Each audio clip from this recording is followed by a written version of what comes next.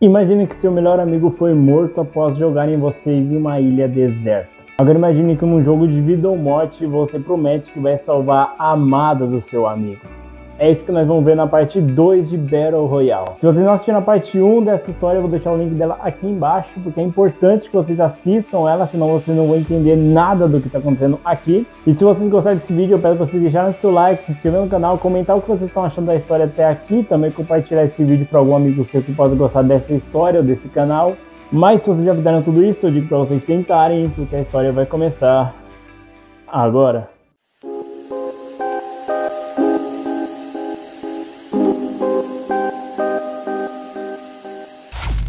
A história começa mostrando um dos alunos que está nesse jogo, o Mitsuru. O Mitsuru, ele tá correndo até um local específico, ele tá indo para lá porque na hora que aquele cara tava selecionando e chamando as pessoas para saírem daquela sala, ele e o grupinho dele meio que já premeditaram o que eles iriam fazer. Então eles iam se encontrar com o chefe dele, o Kazu, em um lugar específico. Nós sabemos um pouco da história do Mitsuru. Ele conta que no passado ele era um garoto bem encrenqueiro, que ele levava aquela regra que você tinha que ser o cara mais durão do pedaço para você poder ser o líder daquele local. Então ele arranjava briga em qualquer lugar, na escola, ele até mesmo tinha problema com os familiares dele, ele chegou até mesmo a bater no cabeleireiro só porque o cara não queria fazer o corte de cabelo que ele quis. E no meio dessas brigas, ele começou a brigar com um cara que era um pouco mais fraco que ele numa biblioteca. Acontece que outros valentões chegaram ali, vendo que ele estava hostilizando aquele garoto, chegaram até ali. E eles diziam que só eles podiam meio que hostilizar os mais fracos. O Mitsuru, mesmo ele sabendo que ele provavelmente não daria conta contra aqueles três caras que eram muito maiores, muito mais fortes que ele ainda assim decide atacar. Obviamente, ele toma um cacete daqueles caras. Os caras até começam a quebrar os dedos dele, falando para ele pedir desculpa. Só que no meio dessa sessão de tortura, uma pessoa que está ali na biblioteca, ele fala que eles estão incomodando a leitura dele. E essa pessoa é justamente o Kazu. Esses valentões vão até ele e o Kazu facilmente ele derrota aqueles homens, acertando na jugular deles, no nariz e até mesmo quebrando os braços de um dos valentões que estão ali. O Tsuru ele fica impressionado com essa habilidade do Kazu e ele pergunta como que ele soube como derrotar eles facilmente.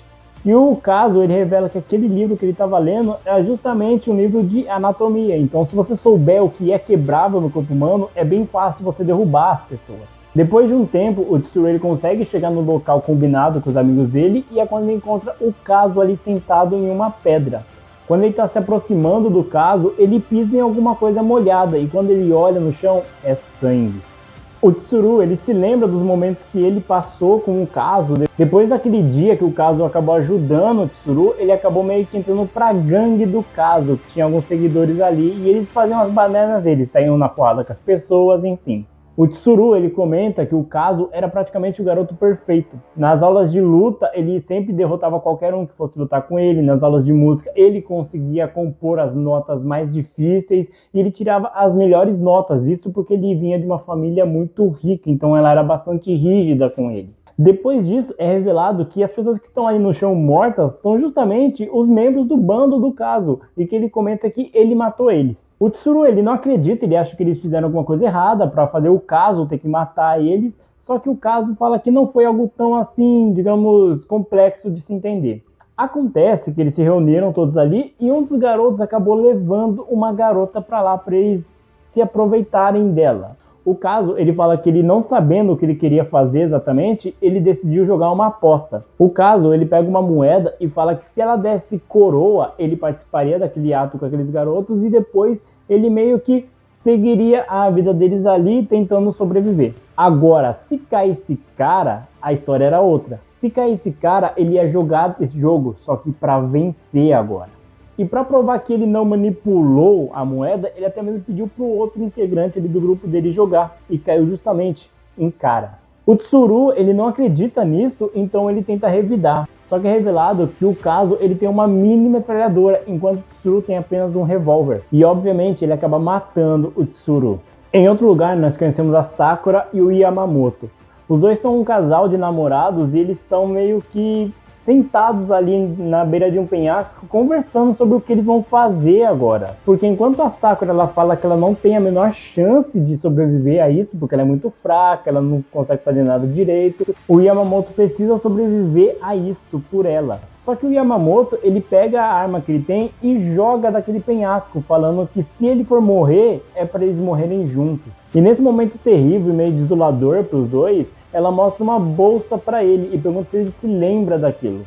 É revelado que ele deu essa bolsa para ela no aniversário dela. E ela até comenta que no dia que eles foram procurar um presente, ela não sabia exatamente o que ela queria comprar. E ela não queria comprar nada caro para meio que não explorar o Yamamoto. Ela até comenta que nesse dia eles ficaram por horas em umas lojas e ela não conseguia decidir o que ela queria. E ela até reparou que em algum momento o Yamamoto ficou meio que de saco cheio com aquilo. Depois disso eles vão para uma praça e ela começa a desabafar. Ela fala que ela não é uma boa namorada, que ela era para ter um dia meio que divertido com ele, para ele gostar mais dela, só que o dia tá sendo um porre e tal, que ela não leva jeito para isso. Só que o Yamamoto, ele fala que não tem problema ela demorar de escolher o presente, porque a roupa que ele tá usando, ele levou praticamente a manhã inteira só para decidir o que ele ia vestir para agradar ela. Bastante feliz, então, ele pega ela pelo braço e leva de volta para a loja para ela escolher o presente, mesmo ela falando que talvez a loja já esteja fechada.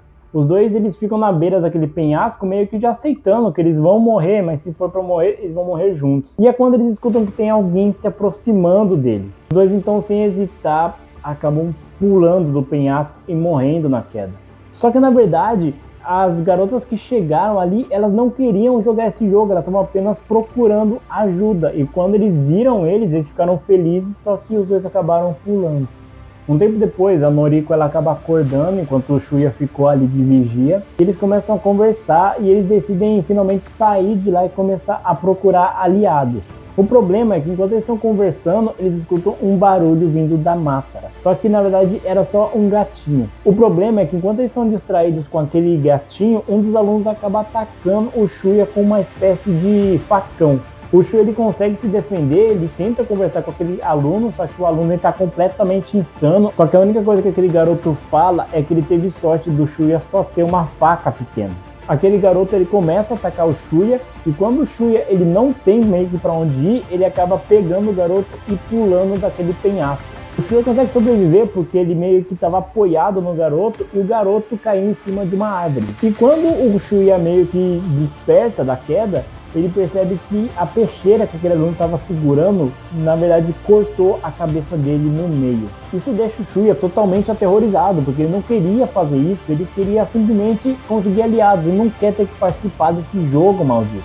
Só que o Shuya ele nem tem tempo para se lamentar, porque outro aluno aparece ali, dessa vez com um revólver apontando para a cabeça do Shuya. O Shuya ele tenta conversar com aquele garoto, só que o garoto ele tá completamente paranoico. Ele fala que o pai dele é um grande empresário, logo ele tem que ser grande também, ele não pode perder esse jogo, então ele acaba atirando.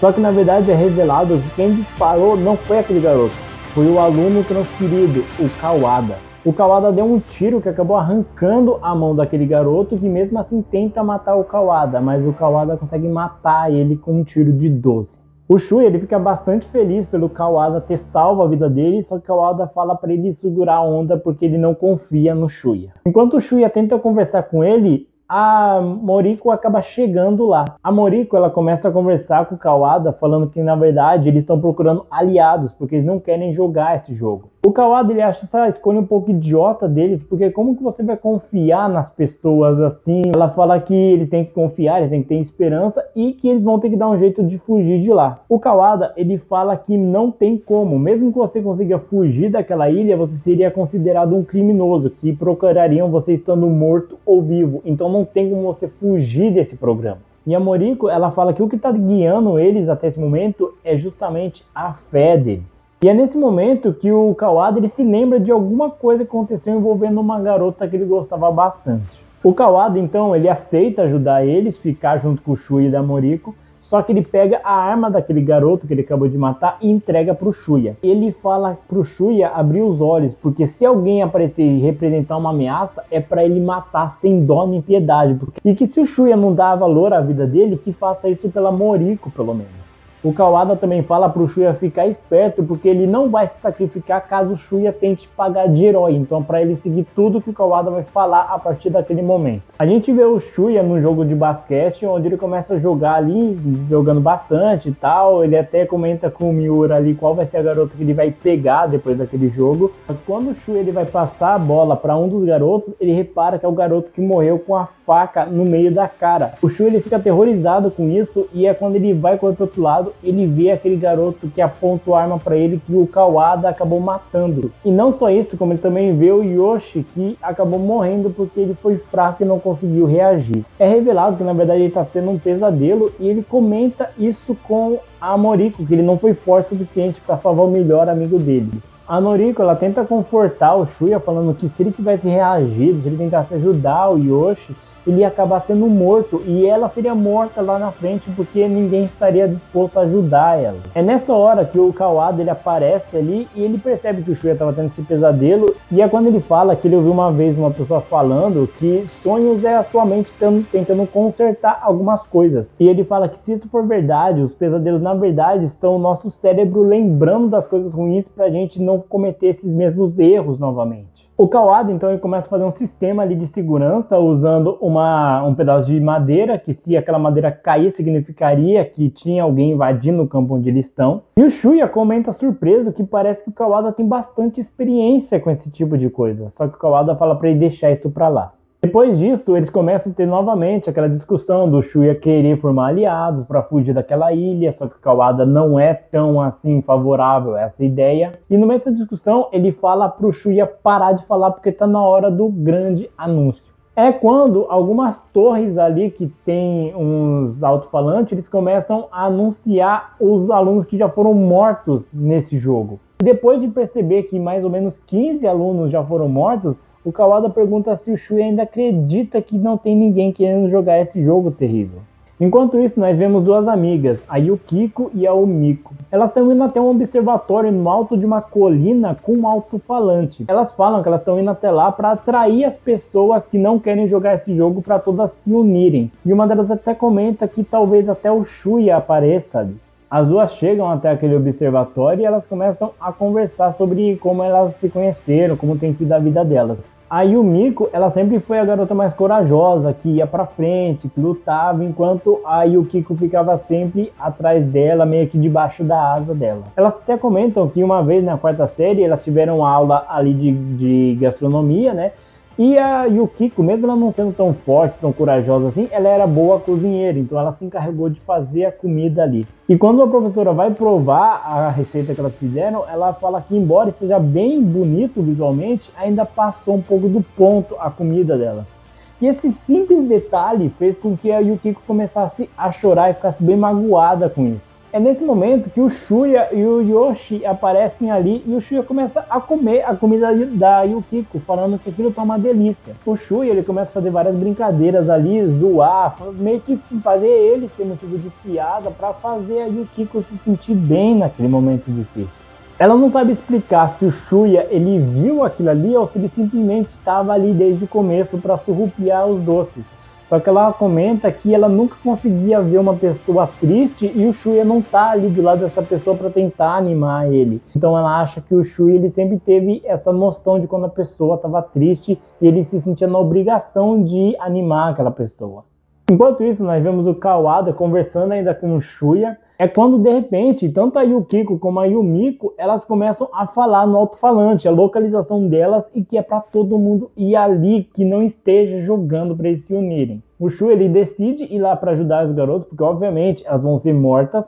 Só que o Kawada ele fala pro Shuya não fazer isso, porque se ele for até lá, ele vai acabar morrendo. E que aquelas garotas, elas meio que já não tem mais como salvar elas, todo mundo já tá indo para lá. Para tentar amenizar um pouco a situação, o Kawada acaba dando um tiro para cima, o que faz com que as garotas calem a boca. Só que mesmo assim, elas continuam falando que não precisa disso, que elas não precisam jogar esse jogo, que eles podem se unir. O Shuya até fala pro Kawada dar outro tiro para meio que alertar elas que isso é inútil. Só que o Kawada fala que ele não pode fazer isso porque um tiro já foi arriscado, dois então com certeza revelaria a localização deles. Só que quando o Shuya decide ir lá mesmo assim, eles começam a ouvir os gritos dela e sons de tiros vindo daquele observatório. é quando eles percebem que alguém já chegou lá. O Shuya, ele começa só a ouvir as garotas conversando ali nos últimos momentos dela, e uma delas até pergunta se o Shuya tá indo pra lá. E é revelado que quem matou as garotas foi o Kazuo. E quando as garotas param de falar, o Shuya desaba, porque mais uma vez as pessoas estão morrendo e ele não pôde fazer nada para ajudar elas. E é dessa maneira que acabou o volume 2 de Battle Royale. Battle Royale, ele continua bastante brutal. É impressionante como o mangá ele consegue trabalhar os pontos de vista dos personagens, mesmo você não conhecendo eles por tanto tempo. Tanto que o mangá começa mostrando outros personagens ali, e você só conhece um pouco da vida de cada, assim, meio de maneira resumida, e depois já tem um choque da morte deles. E algumas mortes são meio que abruptas, se as pessoas esperassem um segundo, a morte poderia ter sido evitada. E nós vemos que no meio de tanta tragédia, igual tá tudo acontecendo aqui, pessoas perdendo a cabeça, perdendo a sanidade, até mesmo tem pessoas que elas querem fazer o bem, como um casal que eles não querem lutar, eles apenas querem ficar juntos e serem felizes juntos, tanto que eles decidem morrer juntos do que, sei lá, acabarem morrendo separados de alguma forma. Nós vemos também a dualidade do Shuya, que ao mesmo tempo que ele não quer matar ninguém, ele acredita que existe uma forma de sair com todos ali vivos, ele sabe que a verdade não é essa, a verdade é muito mais cruel do que ele está imaginando. Em contrapartida, nós temos também o Kawada, que ele é um cara bastante experiente, até mesmo o Shuya comenta isso, então parece que tem alguma coisa a ver com o passado dele, nós vamos descobrir isso mais pra frente da história. Eu já sei, mas eu não vou entregar o ouro também assim, né, logo de cara. Continuando. Nós vemos também como o Shuya, ele desde pequeno ele foi introduzido como esse cara que se importa com as pessoas, que ele quer ajudar todas as pessoas, então ele consegue acreditar que mesmo na situação de desespero, as pessoas ainda têm uma bondade escondida ali. O mais difícil agora vai ser como que vai ser a relação quando ele encontrar com o Kazuo, porque o Kazuo ele é um cara totalmente apático e frio, tanto que ele comenta em um momento do mangá que as pessoas quando elas morrem, elas são praticamente a mesma coisa, então é como se fossem apenas mais uma pessoa que ele matou ali. O mangá ele já se encerrou, então eu vou trazer a história completa aqui do mangá, então fiquem tranquilos. O mangá ele também teve uma adaptação em live action, que se vocês quiserem também eu trago a história dele aqui. Se vocês gostaram do vídeo que eu postei na sexta-feira do canal, contando a história do live action do Uzumaki, comenta aqui se vocês querem que eu traga a história do filme também, porque eu não assisti, mas como eu li toda a história de Battle Royale, eu posso ter, digamos assim, uma visão um pouco mais, digamos assim, crítica da obra. Se vocês gostaram dessa história e querem que eu continue trazendo a história de Battle Royale aqui, curta o vídeo, se inscreva no canal, comenta o que vocês estão achando da história até aqui. Também compartilhe esse vídeo para algum amigo seu que possa gostar da história desse mangá ou desse canal. Mas então é isso, pessoal. Agradeço bastante a audiência de vocês e até mais.